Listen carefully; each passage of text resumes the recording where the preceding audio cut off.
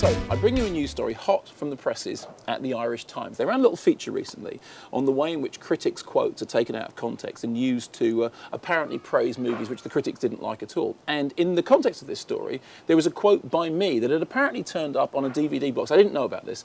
The DVD box was for a movie called The Most Fertile Man in Ireland, which I had reviewed for The Observer, and it was really not funny at all. But I had very small space to review it, and so I had written, in what I believe to be a pithy fashion, sadly, The Most Fertile Man in Ireland is every bit as hilarious as that title suggests. And apparently, with, I have to say, a degree of chutzpah, the distributors of the film put on the front cover of the video, every bit as hilarious as the title suggests, Mark Kermode. And anyway, you know, sometimes when this kind of thing happens, you're sort of shocked and annoyed. But I was actually quite impressed that they'd managed to do that. It started me thinking about all the other occasions on which both myself and critics that I know have been taken out of context. One of my favourites, a good friend of mine, Nigel Floyd, who often sits in for me at Radio 5, wrote a review for Time Out of the Kirstie Alley comedy Sibling Rivalry, which is a terrible movie. And there's a scene in that very early on in which Kirstie Alley has Rumpy Pumpy with Sam Elliott, and Sam Elliott dies. And in order to cover up the fact that they have been together,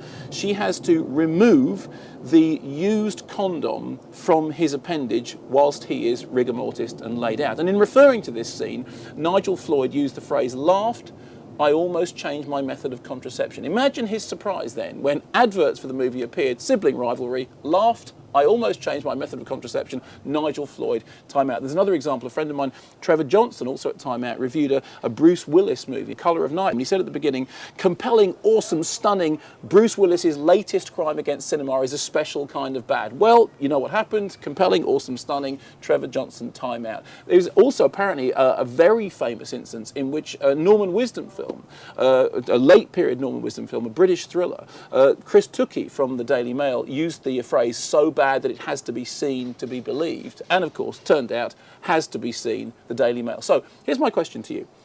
What's the most inventively egregious example that you can think of a critic's words being taken out of context? I don't mean just the ordinary usual stuff that we get of people having, you know, the beginnings and ends of sentences snipped off, but a case like, for example, The Most Fertile Man in Ireland, in which you have to go, you know what, that's outrageous, but actually it's kind of clever.